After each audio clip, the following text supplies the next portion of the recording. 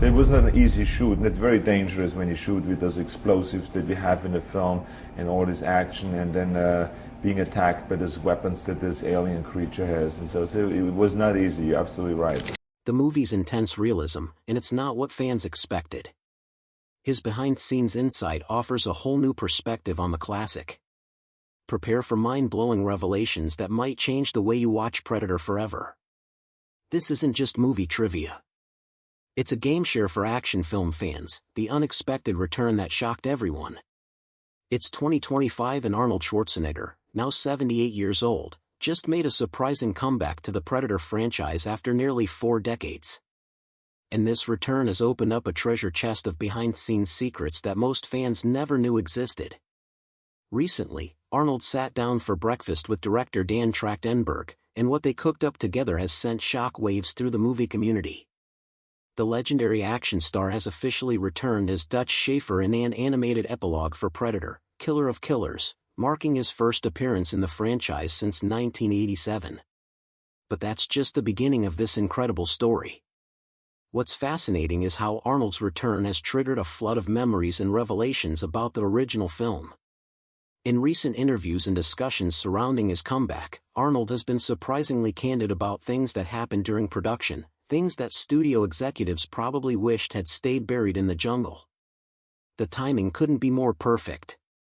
With Predator, Badlands set to hit theaters in November 2025 and Arnold potentially returning for more live-action appearances, the Austrian oak has been feeling nostalgic and surprisingly talkative about the movie that helped cement his status as an action legend. But what Arnold revealed recently goes way beyond typical Hollywood war stories. These are the kind of secrets that make you want to immediately re-watch the movie with fresh eyes. We're talking about hidden meanings, production nightmares, and creative decisions that shaped cinema history, the scorpion scene that changed everything. Let's talk about one of the most underrated moments in Predator, the scorpion scene. You know, the one Dutch is crawling through the jungle and he encounters a scorpion. Most fans probably thought it was just another jungle obstacle, but Arnold recently confirmed what film scholars have been speculating about for years. This scene is actually a brilliant piece of storytelling that reveals the Predator's true nature. The scorpion represents the Predator itself, a creature that kills out of instinct. Just like how a scorpion doesn't sting because it's evil, the Predator doesn't hunt because it's a villain in the traditional sense. Arnold has mentioned in recent discussions how director John McTiernan was obsessed with these symbolic moments. The scorpion scene was McTiernan's way of showing that the Predator ensures each death is swift and relatively painless. It's not torturing its prey. It's conducting a hunt with its own twisted code of honor. This revelation completely reframes how Weshold viewed the entire movie. The Predator is a warrior following ancient hunting traditions. When you watch the film again with this knowledge, every interaction between Dutch and the Predator takes on new meaning. Arnold also revealed that this scene was shot during some of the most brutal conditions imaginable. The Mexican jungle was crawling with real scorpions, spiders, and other dangerous creatures. The crew had to constantly check their equipment for venomous surprises, and Arnold himself encountered several real scorpions during filming. What's even more interesting is that this scene almost didn't make it into the final cut. Some studio executives thought it slowed down the pacing, but McTiernan fought to keep it in. Thank goodness he did, because it's now considered one of the most philosophically rich moments in action cinema. The cigar smoking secret that defined Dutch. Here's something that will blow your mind. Arnold was constantly smoking cigars on the set of Predator. And it wasn't just because he enjoyed them. According to recent behind-the-scenes revelations, those cigars became an integral part of developing Dutch's character. In The Unseen Arnold Schwarzenegger, a behind-the-scenes documentary from the Predator Special Edition Blu-ray, you can see Arnold puffing away between takes. But what most fans don't realize is that this habit influenced some of the movie's most memorable moments. Arnold revealed that the cigar smoke actually helped him get into character. Dutch needed to be this calm, collected leader who could think clearly under pressure. The ritual of smoking cigars helped Arnold channel that mindset. It's method acting at its most unexpected, but here's where it gets really interesting. The cigars also served a practical purpose on set. The jungle they were filming in was filled with mosquitoes and other insects. The cigar smoke acted as a natural repellent, keeping the bugs away from Arnold's face during close-up shots. This attention to detail extended to other aspects of Dutch's character. Arnold worked closely with the costume department to create a look that felt authentic. Every piece of Dutch's gear had a purpose, from his tactical vest to his weapon choices. Nothing was arbitrary. The cigar habit also influenced how Arnold approached the famous mud scene. He knew that Dutch needed to be resourceful and calm enough to think of using mud as camouflage. The cigar smoking sessions helped him tap into that strategic mindset. What's fascinating is how this small detail rippled through Arnold's later action roles. You can see elements of Dutch's calm, strategic approach in characters like the Terminator and John Matrix from Commando. Those cigars literally helped shape Arnold's action hero persona. The mandible mystery that launched a franchise. James Cameron almost single-handedly created the Predator's most iconic feature. And most fans have no idea. Arnold recently shared the story of how Cameron's casual comment during a plane ride became one of cinema's most recognizable alien designs. Picture this. Cameron and special effects wizard Stan Winston airy on a flight together, brainstorming ideas for the Predator's appearance. Cameron turns to Winston and says, "You know, I always wanted to see something with mandibles." That one sentence launched a design revolution that's still influencing science fiction today. Arnold revealed that when he first saw the Predator design with those distinctive mandible jaws, he knew they had something special. The mandibles were cool-looking and they served multiple purposes. They made the Predator's speech patterns unique, created that clicking sound that became the character's signature and made the creature both alien and oddly primal. But here's the wild part. The mandible psalmist looked completely different. Early concept art showed various jaw configurations from more insect-like designs to elaborate bone structures. The final design struck the perfect balance between threatening and functional. Arnold also spilled details about how the mandibles affected the actors' performances. Knowing that the Predator had this elaborate mouth structure influenced how the human characters reacted to it. Every expression of fear and revulsion was informed by the knowledge of what they were supposedly seeing.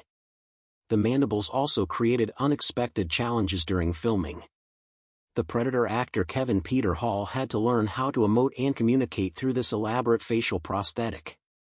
It's like performing Shakespeare while wearing a complex mask. What's really mind-blowing is how those mandibles influenced other science fiction properties. You can see their DNA in alien designs across dozens of movies. Well, there's a hidden layer of meaning that even die-hard fans haven't figured out. According to Arnold, the self-destruct scene is not only about the Predator being a sore loser. It's actually the creature's final act of respect for Dutch. The Predator recognizes that Dutch has proven himself as a worthy adversary, and the nuclear explosion is meant to give him an honorable death alongside a fellow warrior. This interpretation completely changes how you view the final act of the movie. The Predator is offering him a warrior's death. In the creature's culture, dying in glorious battle is the highest honor possible. The self-destruct device is essentially a funeral pie for two respected warriors. Arnold revealed that this concept influenced how he played Dutch's reaction to the countdown.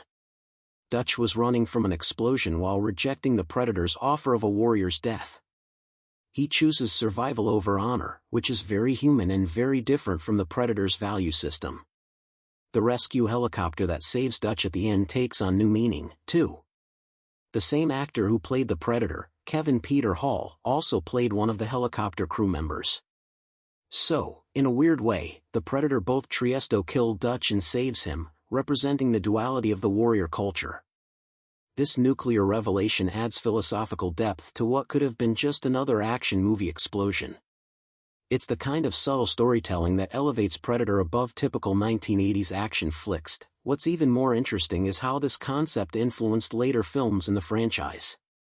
The idea of honor among warriors became a recurring theme with humans and predators sometimes working together against common enemies. Brutal jungle filming and stunt challenges. Arnold recently revealed just how brutal Predator's production really was, describing it as less like a movie shoot and more like surviving a real military mission. Filmed deep in the Mexican jungle, the cast and crew faced over a 100 degrees of heat, suffocating humidity, venomous snakes, swarms of insects, and constant threats of tropical disease. Several members were hospitalized and everyone was on anti-malarial medication just to keep going. The exhaustion, discomfort, and pain you see on screen weren't just acting. They were real. The conditions pushed the cast to their limits. Jesse Ventura battled dysentery, Carl Weathers endured painful jungle rot. And Arnold himself fought through extreme fatigue while still keeping up daily workouts to maintain Dutch's physique. Makeup melted in the heat, forcing constant reapplications, and the crew often raced against time to shoot before the weather shut them down.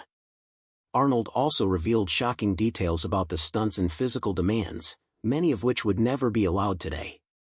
He performed dangerous falls with little safety gear, braved raging rivers and endured hours of mud application for the camouflage scenes. Even the famous get to the chopper moment was filmed while sprinting through dense jungle terrain carrying heavy equipment, with Arnold's exhaustion and the line-off delivery being completely real. The combination of extreme conditions, dangerous stunts, and relentless physical strain gave Predator its raw authenticity. Arnold believes this suffering shaped Dutch into one of his most believable roles.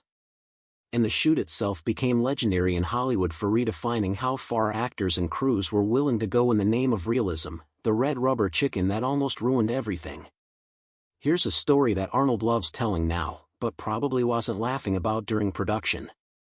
The original Predator design was so bad that the crew nicknamed it the red rubber chicken, and it almost destroyed the entire movie. Before the iconic Predator design we all know and love, the creature looked completely different.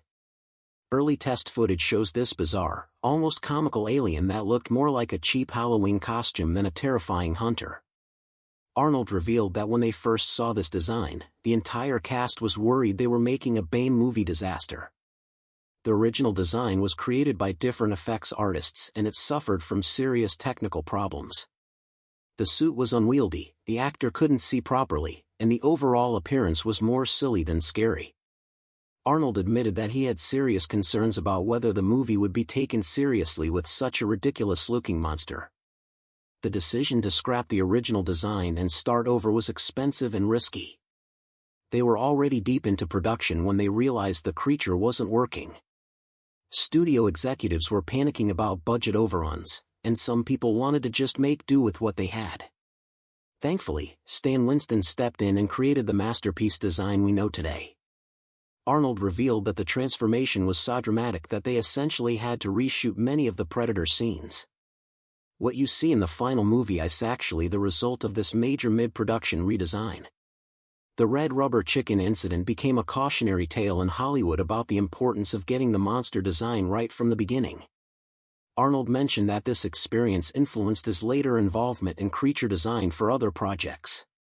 What's really interesting is how this near disaster actually improved the final product because they had to start over with the Predator design. Stan Winston and his team had learned from the mistakes of the first attempt. The iconic design we love today is actually the result of this creative crisis, the handshake that broke the internet before the internet existed. One of the most memorable moments in Predator is the epic handshake between Arnold and Carl Weathers. But Arnold recently revealed the incredible story behind this legendary moment that fans are still talking about decades later. The handshake scene wasn't originally scripted to be as intense as it became. Arnold and Carl Weathers were just supposed to greet each other like old military buddies, but both actors brought their own competitive energy to the moment, and it evolved into something much more powerful. Arnold revealed that he and Weathers actually worked out extensively together to prepare for that scene. They wanted their characters to look like legitimate military operators who had stayed in peak physical condition. The handshake became a way to show the mutual respect between two alpha warriors. What's fascinating is how that single handshake influenced action movie culture for decades afterward. Arnold admitted that they didn't realize at the time how iconic the moment would become. It's been parodied, referenced, and homagged in countless movies and TV shows. The technical aspects of filming the handshake were more complex than you might think. The camera angles, the lighting, and the timing all had to be perfect to capture the intensity of the moment. Arnold revealed that they actually did multiple takes to get the grip strength and the expressions just right. This handshake also established the template for how action heroes should greet each other on screen. It's about respect, strength, and unspoken understanding between warriors.